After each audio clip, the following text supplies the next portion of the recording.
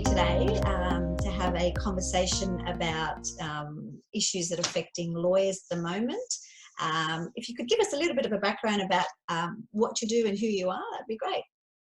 Thanks, Laura, and it's good to be speaking to you today. My background is I've worked with law firms and with their technology over the last 3 decades, in the UK, North America, and in Australia, Asia Pac. The bulk of my working life has been about helping law firms understand technology and buy it. I've worked with the technology companies, and then over time, I started to become curious about something I spotted that was affecting a really huge majority of firms that I've been working with. Right. Okay. So, what did you spot? Well, I'm glad you asked. The universal challenge, and you see it on all sides of the fence really in the legal ecosystem, is law firms have been under pressure to change since really I joined the profession joined working with the profession in the early 90s. Terrible. Even back then, it was the introduction of computers. People would say everything would be different and that lawyers would be run by robots. And here we are in 2020 now. Yes. And this was stuff has moved forward in law firms. There's still a sense that whilst you can buy as much technology as you like, you can have as many innovation activity teams as you like, still lawyers when it boils down to it, lawyers really struggle with embracing change, and that's what I started to research a couple of years ago. So, when I hear that, there's a truth, what is it? A truthiness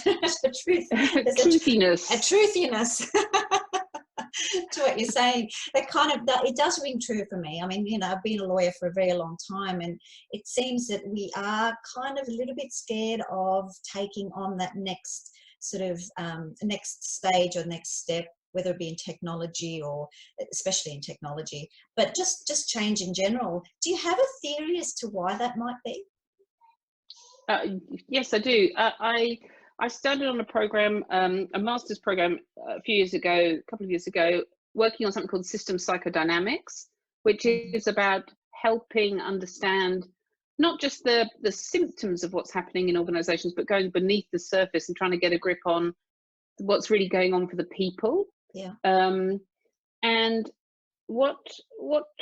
I looked at this topic specifically for my thesis, and what I came to the conclusion is that to be a lawyer, you need groups of people who have a natural heightened aversion, a natural heightened alertness to risk. So that's great. That makes you a great lawyer. Yeah.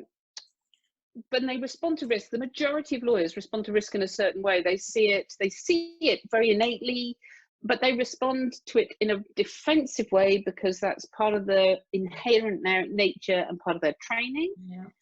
What that does is they start to create defenses against it, and that then moves them into actually pulling back. So the more you pressure the group to change, the further you push them away from actually being able to enact it. Now, not everyone's the same. There will be a subgroup, and I think this is part of the group that you've encountered, and who you are one of these, I suspect. You see risk in a slightly different way. It creates a sense of excitement. It doesn't drive an unconscious anxiety, and that lets you then approach doing something differently. So these are often called, in some of the change concepts, they're called creative deviants. Sometimes law firms can keep them and cope with them, but often it's just too abrasive. And in the end, they leave, they create their own organizations, and you then condense further that core problem. It's very interesting you say that, actually, because I mean, risk obviously is a big thing of being a part of being a lawyer. I mean, we are trained to kind of look for what's wrong and make sure we cover our bases, and that risk management is always one of those big things, buzzwords in law firms. Are we doing everything? So that's very true. That if we talk about change, our kind of our alarms kind of go off, and it's like, let's do it really safely. Let's really watch what we do, and that takes time. And I suppose that could explain why we're sort of lagging behind, I suppose, in taking on or embracing change. So why now, Andrea? Why is it important that we talk about change now? Because I think it's that sense that the pace of change is accelerating. If you look at the increasing noise across the world of work, the future of work is in question, not just for law. This isn't just about the legal environment. Yeah. The whole, everything's changing. It's all going to be different. The future of work, there's some strange kind of miscommunication about what's going to happen with AI and robotics, but the sense is technology is moving forward so quickly. The next generations are now firmly in the world of work with different attitudes and different purposes. People want people around the law firms. The law firms aren't in isolation. They're part of a wider ecosystem of businesses that are now having to respond to the threat of climate change, to differentiate the different kind of workforces they have, the different ambitions of the millennials that are coming through. So lawyers are not isolated from that. No. And then if you look at it the other way, you've got this is a market where it's been, obviously, it's a very conservative market. It's been one shape for quite a long, for hundreds of years. It's now got the attention of the investment funds. So in 2018, investment into the legal tech environment was something in the 300 million US dollars. In 2019, it went up to over $1 billion.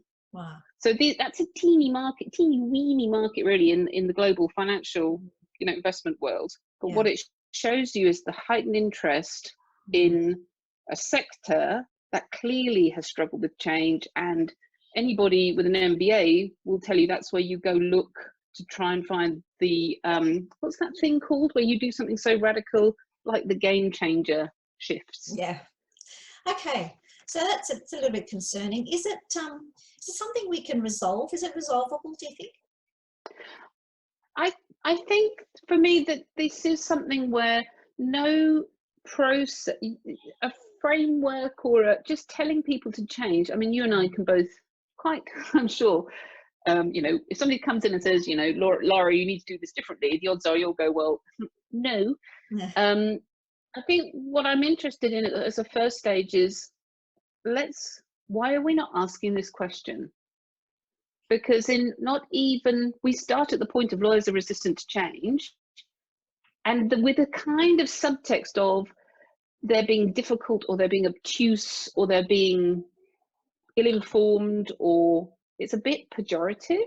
Yeah. What I'm saying is there's stuff before that line. If you've got a group of people who have an orientation to feel this way, it's emotional. Yeah. How can you start to gently help this group start to think about it, surface it?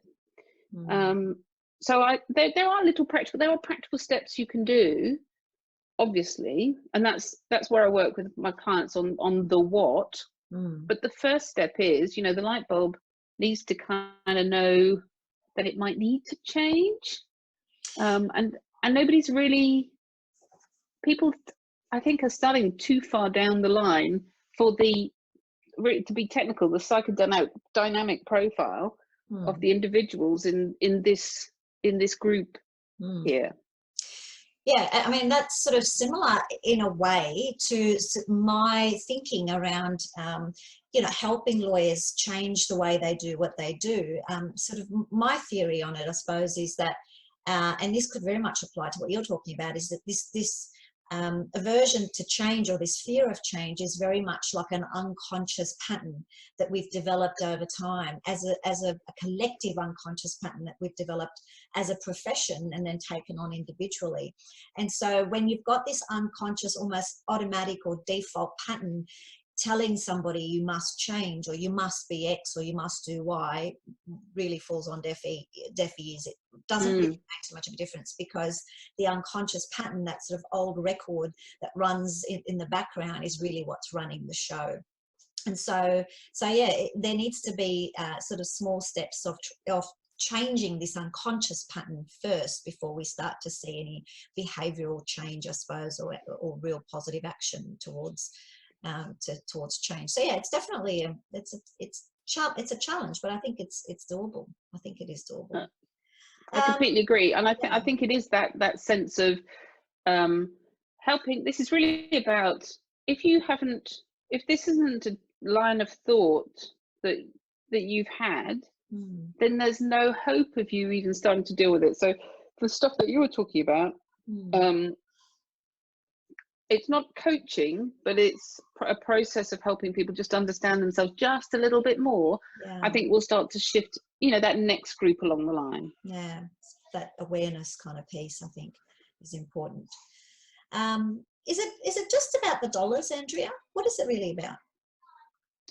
Yeah, I think there's a number of things. It's about, so some of it is a hardcore profitability revenue thing. People have bought stuff. They've bought lots of technology. My background, obviously my kind of angle on it in the past, and typically failed to make the return that they wished for. But I think it's actually more human than that. I think this is an industry that struggles to feel, that can feel quite unlovely. It can be. But by nature, lawyers are, there are statistics and research to look at the judgmental, because that's what they need to be, skeptical, because that's what they need to be. But that tends to come out in a working life.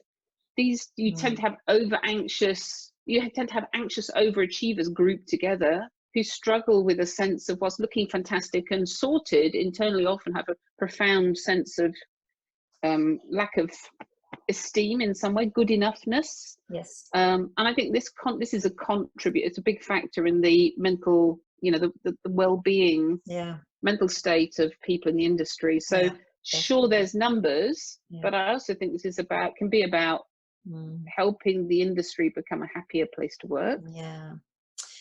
Which is, I suppose my mission and a lot of other people's mission in the profession, to try to help lawyers be a little bit happier, which I suppose when that happens, then, change can also be something that they can look at with rose-colored glasses rather than the opposite, which is what we've been trained to do. Thank you for that, Andrea. I think from my takeaway from this whole thing is that, change is coming, whether we like it or not. Resisting it, doing anything in a state of resistance is inherently negative, I think, rather than sort of going with the flow and being in that state of acceptance, which is something that I talk to my clients a lot about. But ultimately, it sounds to me like we need to kind of shift a mindset from this sort of fixed mindset of this is who we are and this is what we do, and change kind of needs to be knocking on the door for a very, very, very long time before we answer it, and then we'll look at it, to move to this growth mindset of well, what can we do with this? How can we adapt this into our practice and still be, still do what we do best? So the shift in mindset, I think, is going to be crucial.